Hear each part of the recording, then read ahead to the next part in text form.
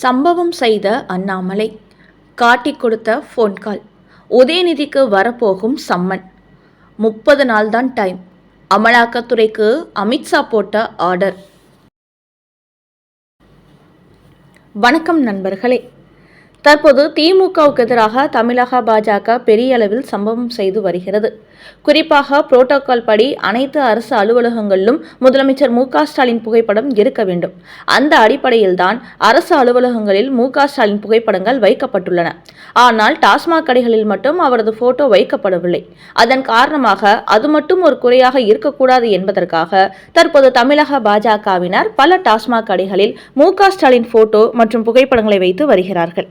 ஏற்கனவே தமிழக பாஜக தலைவர் அண்ணாமலை தமிழகத்தில் உள்ள அனைத்து டாஸ்மாக் கடைகளிலும் முதலமைச்சரின் புகைப்படத்தை தமிழக பாஜக மகளிர் அணியினர் வைப்பார்கள் என்று கூறியிருந்தார். அதன்படி இப்போது அவர்கள் வேலையை தொடங்கிவிட்டார்கள். அது குறித்த வீடியோக்களும் சோசியல் மீடியாவில் வைரலாகி வருவதால் கடும் அதிர்ச்சி அடைந்திருக்கிறார் மு.க.ஸ்டாலின். இன்னொரு பக்கம் ஸ்டாலின் போட்டோவை டாஸ்மாக் கடைகளில் வைக்கும் பாஜகவினரை போலீசார் கைது செய்து வருகிறார்கள். இப்படி தமிழ்நாட்டில் நடந்து வரும் இந்த விவகாரத்தை உடனுக்குடன் பாஜக தலைவர் அண்ணாமலை டெல்லிக்கு அனுப்பி வருகிறார்.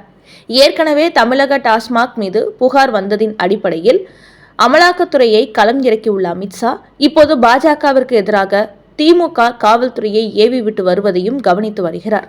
இந்த நிலையில்தான் இந்த விவகாரத்தை வைத்து திமுகவுக்கு எதிராக மிகப்பெரிய சம்பவம் செய்ய வேண்டும் என்று அவர் தீவிரமடைந்திருக்கிறார். அந்த வகையில் அமலாக்கத்துறையினர் கைப்பற்றிய ஆதாரங்கள் தற்போது டெல்லிக்கு அனுப்பி வைக்கப்பட்டு அங்குள்ள அதிகாரிகளும் அடுத்த கட்ட நடவடிக்கை குறித்து ஆராய்ந்து வருகிறார்களாம். தமிழ்நாட்டில் அமலாக்கத்துறை விசாரணைக்கு சென்னை உயர்நீதிமன்றத்தின் மூலம் திமுக தரப்பு 5 நாட்களுக்கு தடை கோரிய போதும் அதை பற்றியெல்லாம் கவலைப்படாமல் டெல்லியில் டாஸ்மாக் ஊழலை வெளியில் கொண்டு வரும் ஆலோசனைகள் அதிவேகமாக நடந்து கொண்டிருக்கிறதாம். அதன் அடிப்படையில் 3 நாள் ரெய்டில் கைப்பற்றப்பட்ட ஆதாரங்கள் குறித்த ஆலோசனை தற்போது நடைபெற்று வருகிறதாம். அந்த வகையில் இதுவரை மு.க.ஸ்டாலினும் செந்தில் பாலாஜியும் தான் டாஸ்மாக் ஊழலில் சம்பந்தப்பட்டதாக கூறப்பட்டு வந்த நிலையில் தற்போது உதயநிதியின் பெயரும் அடிபட தொடங்கி இருக்கிறது. அவர்தான் விளையாட்டுத்துறை அமைச்சராக இருந்தவராச்சே, இப்போது துணை முதலமைச்சர் ஆகிவிட்டார். அப்படி இருக்கும்போது அவருக்கும் டாஸ்மாகிற்கும் என்ன சம்பந்தம் என்று கேட்டால், செந்தில் பாலாஜி சிறையில் இருந்த காலகட்டத்தில் உதயநிதி தான் அதை தன் கைக்கு மாற்றியிருக்கிறார். அப்போது தான் நேரடியாக கவனம் செலுத்தாமல் முக்கிய அதிகாரிகளை தனது இடத்துக்கு அழைத்து ஆர்டர் போட்டு வந்திருக்கிறார். அந்த வகையில் டாஸ்மாக் துறையின் உயர்மட்ட அதிகாரிகளுக்கு உதயநிதி போன் கால் செய்த ஆடியோக்கள் அமலாக்கத்துறையிடம் சிக்கியிருக்கிறதாம். அந்த அடிப்படையில் தான் கூடிய சீக்கிரமே உதயநிதிக்கு அமலாக்கத்துறையிடமிருந்து சம்மன் வரப்போகிறதாம். அப்படி அடுத்த 30 நாட்களுக்குள் அவர் மீது நடவடிக்கை எடுக்க வேண்டும் என்றும் டெல்லி அமலாக்கத்துறை அதிகாரிகளுக்கு அமித்ஷா உத்தரவு போட்டுள்ளாராம். இப்படி டெல்லியில் உதயநிதியை குறிவைத்து ஒரு பெரிய திட்டம் போடப்பட்டு வருவதும் கோட்டை வட்டாரத்தை எட்டிவிட்டதாம். அங்குள்ள திமுகவில் உளவாளிகள் அவ்வப்போது டெல்லி நிலவரத்தை அறிந்து மு.க.ஸ்டாலினுக்கு தகவல் அனுப்பி கொண்டிருக்கிறார்களாம். அதனால்தான் இந்த டாஸ்மாக் ரெய்டு என்பது அடுத்தடுத்து நடந்தால் அது ஒட்டுமொத்த திமுக குடும்பத்திற்கும் ஆபத்தை ஏற்படுத்திவிடும் என்றுதான் தற்போது அதற்கெதிராக மு.க.ஸ்டாலின் உத்தரவின் பேரில் செந்தில் பாலாஜி நீதிமன்றத்தில் வழக்கு தொடுத்துள்ளார். ஊழல் நடக்கும் ஒரு துறைக்குள் அமலாக்கத்துறை ரெய்டு நடத்துவதற்கு நீதிமன்றம் தடை போட முடியாது என்றாலும் ஏதாவது ஒரு காரணத்தை சொல்லி இந்த விஷயத்தை இழுத்தடிக்க வேண்டும், விசாரணையை முடக்க வேண்டும் என்ற நோக்கத்தில்தான் தற்போது திமுக நீதிமன்றத்தை நாடியுள்ளதாக கூறுகிறார்கள். இந்த நிலையில்தான் வருகிற 25ஆம் தேதி வரை அமலாக்கத்துறை டாஸ்மாக் அதிகாரிகளிடம் விசாரணை நடத்தாமல் டாஸ்மாகில் ரெய்டு நடத்தியதின் காரணம் என்ன, அங்கு ரெய்டு நடத்திய போது கிடைத்த ஆதாரங்கள் என்ன என்பதை நீதிமன்றத்தில் சமர்ப்பிக்க தயாராகி வருகிறார்களாம். அதனால் இந்த 5 நாட்களில் டாஸ்மாகில் நடக்கும் அனைத்து ஊழல் குறித்த ஆதாரங்களையும் நீதிமன்றத்தில் கொடுத்து இந்த தடையை உடைத்துவிட்டு மீண்டும் அதிரடியாக அமலாக்கத்துறை களம் இறங்கும் என்றும் கூறப்படுகிறது. ஒருவேளை சென்னை உயர் நீதிமன்றத்தில் இந்த விஷயத்தை வைத்து திமுக அரசு இழுத்தடித்தால் உயர் நீதிமன்றத்தில் அவர்கள் போட்டுள்ள இந்த தடையை உச்சநீதிமன்றத்தின் மூலம் அமலாக்கத்துறை உடைத்தெறியும் என்றும் டெல்லி வட்டார தகவல் தெரிவிக்கிறது. அதனால் விரைவில் டாஸ்மாக் ஊழல் விவகாரம் அம்பலத்துக்கு வரும் என்பது உறுதியாகிவிட்டது. அடுத்த செய்தி. பாட்டிலுக்கு 10 ரூபாய் யாருக்கு போகிறது தெரியுமா? டாஸ்மாக் கடைக்காரர் சொன்ன அதிர்ச்சி தகவல். கொந்தளிக்கும் குடிமகன்கள். தற்போது தமிழகம் முழுக்க டாஸ்மாக் ஊழல் விவகாரம் பெரும் பரபரப்பை ஏற்படுத்தி கொண்டு வருகிறது.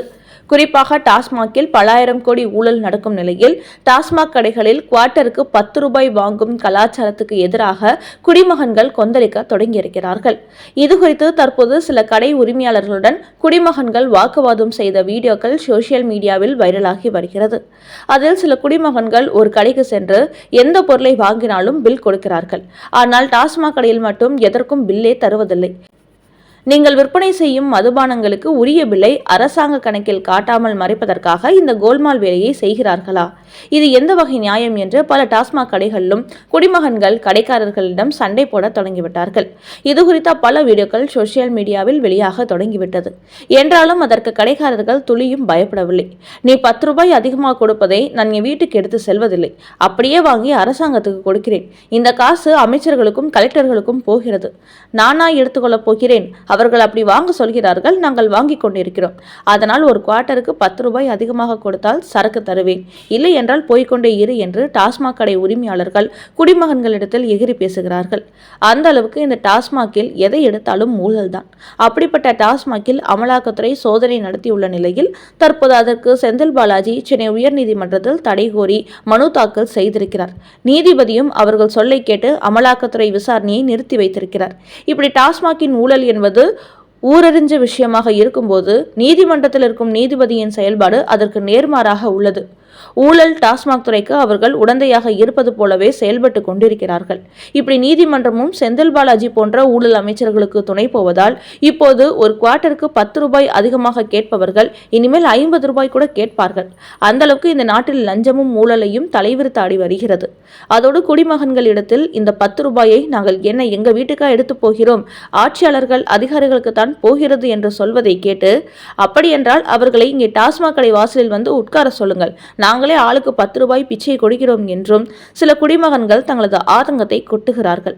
அந்த அளவுக்கு டாஸ்மாகில் சரக்கு வாங்கும் நபர்களிடத்தில் ஆளுக்கு 10 ரூபாய் பிச்சை எடுக்கும் ஒரு அரசாங்கமாகத்தான் தமிழக அரசாங்கம் இருக்கிறது.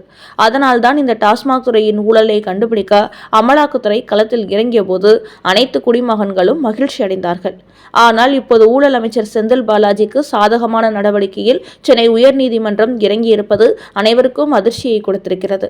அதனால் டாஸ்மாக் துறையில் எந்த ஊழலும் நடக்கவில்லை, மிக சிறப்பாக நடக்கிறது என்று சென்னை உயர்நீதிமன்றம் தீர்ப்பு வழங்குமேயானால் தமிழக டாஸ்மாக் துறையில் நடக்கும் அராஜகம் நாளுக்கு நாள் அத்துமீறி கொண்டேதான் செல்லும்.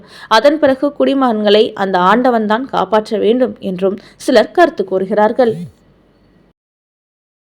நண்பர்களே, தமிழகம் முழுக்க உள்ள டாஸ்மாக் கடைகளில் முதலமைச்சர் மு.க. ஸ்டாலினின் புகைப்படங்களை ஒட்டுமாறு பாஜக மகளிர் அணிக்கு அண்ணாமலை உத்தரவு போட்டுள்ள நிலையில் டாஸ்மாக் ஊழல் சம்பந்தமாக கூடிய சீக்கிரமே உதயநிதி ஸ்டாலினுக்கு சம்மன் அனுப்ப அமித்ஷா உத்தரவு போட்டிருப்பது மற்றும் டாஸ்மாக் கடைகளில் குவார்ட்டர் பாட்டலுக்கு 10 ரூபாய் வாங்குவது எங்களுக்கல்ல, கலெக்டர்களுக்கும் அமைச்சர்களுக்கும் தான் என்று கூறிய டாஸ்மாக் கடைக்காரர்களிடம் வேண்டுமானால் அவர்களை கடை வாசலில் வந்து உட்கார சொல்லுங்கள், நாங்களே ஆளுக்கு 10 ரூபாய் பிச்சை போடுகிறோம் என்று குடிமகன்கள் ஆவேசமாக கூறியிருப்பது குறித்த உங்களோட கருத்துக்களை கமெண்ட் பாக்ஸில் பதிவிடவும்.